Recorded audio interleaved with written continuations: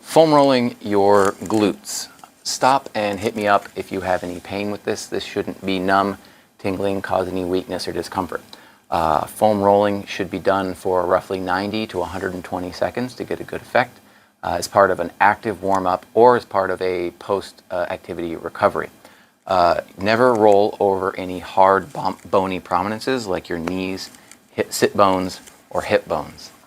To roll well, you're going to want to roll in the direction of the fibers of the muscle at first to warm up, and then across the fibers to get a little bit of a greater effect. To get your glutes, because we don't want to roll on our sit bone here because it might cause a bursitis, you can find the sit bone, go to a slight angle to get into some of the glute, and then leaning back and rolling all the way up to that top hip bone, you can start to really feel some help in the glute.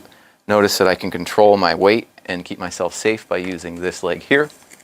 And the shoulder is in an open position, which is keeping me from collapsing and hurting my neck and some other things. So remember that this is the fix, not the fun. This isn't what you're supposed to use it for. You can find videos on our channel about this muscle group, its actions, innervation, what it's meant to do, and enjoy that.